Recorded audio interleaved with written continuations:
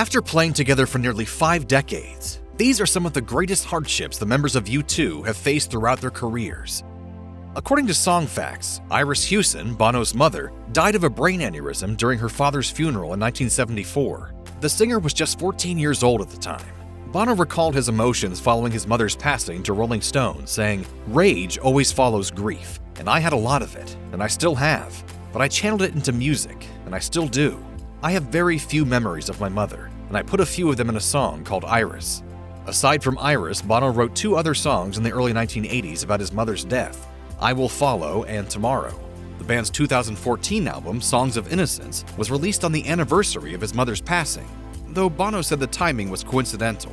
In August 2001, Bono's father, Bobby, also passed away. He was 75 years old and had been diagnosed with cancer. According to ABC News, the singer traveled in between tour dates to be by his father's side in his final days. During his first show after his father's passing, Bono honored his father and thanked him for encouraging him creatively. U2 was born when, in 1976, 15-year-old Larry Mullen Jr. posted a notice on his school bulletin board looking for musicians in the hope of starting a band. At the age of 8, Larry had taken up the piano before switching to the drums a few years later. This move proved to be the right one technically, as he spent the next year being taught by Joe Bonnie, one of the best drummers in the country. However, this top-tier education would not last, as Bonnie tragically passed away a year later. While Bonnie's daughter, Monica, would continue teaching the aspiring rock star, this was not the only loss of life young Mullen would deal with in his teens. In 1973, his younger sister Mary also passed away.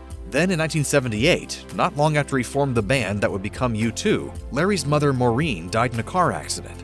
The loss of his mother was particularly hard for Mullen, but his bandmate Bono was able to draw from losing his own mother to support him.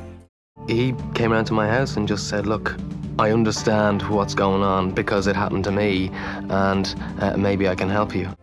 As his bandmates aged out of their challenging youths, bassist Adam Clayton had his own demons to confront. In a 2019 interview in The Tommy Tiernan Show, Clayton discussed how early fame and success overwhelmed him in his personal life, saying, "By the time the Joshua Tree hit, we could buy a house. Anyone I've met who's experienced success and fame in that way in those years, it takes them a long time to recover from it." In 1984, Clayton was arrested for dangerous and drunk driving. 5 years later, he was arrested for possession of 19 grams of marijuana. According to Hot Press, this charge in particular threatened his ability to get visas and the group's ability to tour. He pleaded guilty, paid a fine, and ultimately avoided any visa issues, but continued to struggle with substance abuse. In 1993, Clayton missed a concert in Australia after spending a night partying and was replaced for the show. After this discrepancy, he successfully committed to a sober lifestyle with the support of his bandmates. According to Billboard, Clayton received an award at the Music Cares Addiction Recovery Awards in 2017 for his work in helping others with the recovery process. Following the lackluster response to their 1988 film and soundtrack, Rattle and Hum, U2 entered the 90s with a few of its members set on changing their sound. According to VH1 Legends, The Edge had become interested in experimental electronic music, while Bono was interested in dance rhythms. At the same time, Clayton and Mullins had their own creative desires, and were reluctant to take things in the direction their bandmates wanted to. We had to forge a new sound for the band, but none of us really knew how to do that. As told by Ultimate Classic Rock, the group worked with producer Brian Eno, recording in the same Berlin studio that Eno tracked in with David Bowie years before. The move did little to end tensions, which were leading to a possible breakup. However, they struck gold in the nick of time. During one session, The Edge played an impromptu guitar riff that caught the ear of his bandmates. Bono wrote lyrics to the riff, which became the hit single One, a song about the band's disunity and the desire for unification. Eventually, the band returned to Ireland, patched together their friendship, and finished work on their 1991 album, Achtung Baby. The record became one of their most celebrated works. From Taste's Rory Gallagher to Phil Lynott of Thin Lizzy, Ireland is not short on popular musicians, and U2 stands among the best-known Irish acts in the world. For this reason, you might imagine that their home city of Dublin would embrace the band as much as Liverpool celebrates the Beatles, or Atlanta embraces Outkast. However, as Mel magazine pointed out, U2 are not exactly beloved in their native Ireland. The Guardian points out that part of the band's unpopularity might be that they are now too popular. Though Dublin has publicly honored Gallagher and Lynott, so being too famous can't be the only factor in play. The Guardian has also cited Bono's public persona as a big reason why U2 isn't bigger back home. While the singer married his childhood sweetheart and still lives in Dublin, that doesn't stop people in the city from creating graffiti insulting him.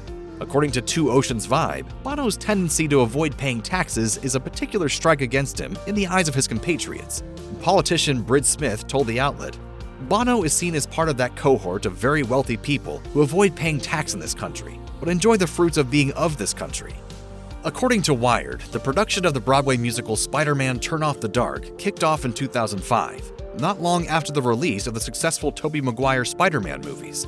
With respected theater director Julie Taymor at the helm of production, and Bono and The Edge working on the music, the ingredients for success were there, but not for long.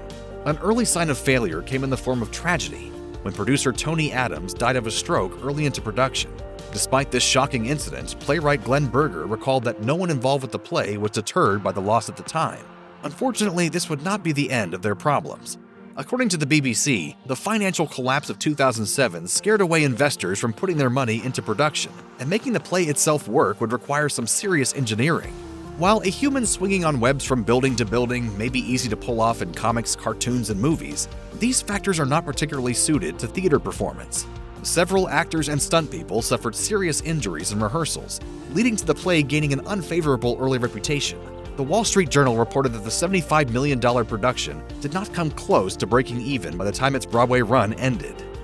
U2's frontman seems to live a pretty clean-cut life. However, he has suffered from several injuries. According to U2.com, in 2010, Bono suffered a compression of the sciatic nerve, a tear in a ligament, and a herniated disc. The severity of these injuries required surgery and an 8-week rehabilitation program. 4 years later, a bike accident left the singer with a facial fracture, 3 fractures of his left shoulder blade, and a fracture to his left humerus that broke through the skin. Billboard reports that he required a 5-hour surgery to recover from the accident. Luckily, the singer can joke about it now. There's nothing cool about coming off a push bike. According to VH1 Legends, Bono first began wearing sunglasses during performances while on the band's 1992 tour, supporting the release of Achtung Baby. The sunglasses were originally a part of his stage persona, The Fly, a parody of flamboyant rock stars like Lou Reed and Jim Morrison. 3 decades after the tour ended and The Fly had flown away, Bono still sports sunglasses on and off the stage, despite the fact they are no longer part of a character. In an interview on The Graham Norton Show in 2014, Bono admitted he has suffered from glaucoma for over 20 years. He explained that he initially doubted there was anything wrong with his eyes, as his vision was perfect. However, after speaking to an eye doctor, he realized that he was exhibiting symptoms of the disorder without realizing it. According to Early Vision Source, individuals who suffer from glaucoma are sensitive to light and glares. In strong sunlight, glares from different surfaces could also harm their eyes, causing irritation, redness, and even a loss of vision. Seeing that for the past 4 decades, Bono has performed stadium shows with extremely bright lights, it's probably for the best that he keeps the shades on.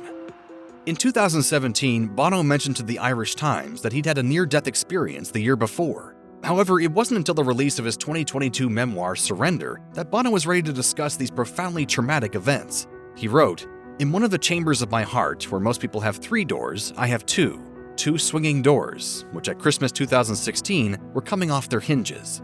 Doctors diagnosed him with blistering on his aorta, the chief artery which delivers oxygenated blood throughout the body. The condition needed immediate treatment. While undergoing an emergency 8-hour heart procedure at the Mount Sinai Health System Hospital in New York City, Bono recalled looking down on his own body while a surgeon operated.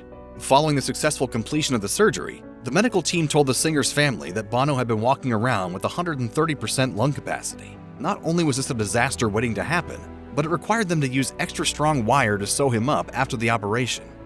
In 1989, U2 guitarist The Edge and his wife welcomed their 3rd daughter, Blue Angel Evans.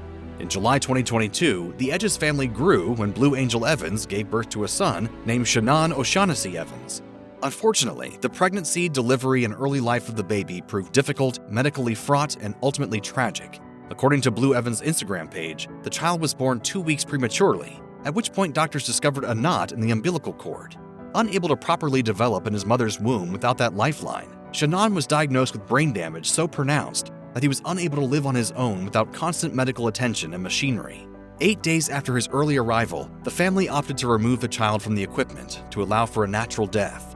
Sadly, Shannon O'Shaughnessy Evans died 9 days after his birth. From its inception in 1976, U2 has maintained the same core lineup of Bono, The Edge, Adam Clayton, and Larry Mullen Jr.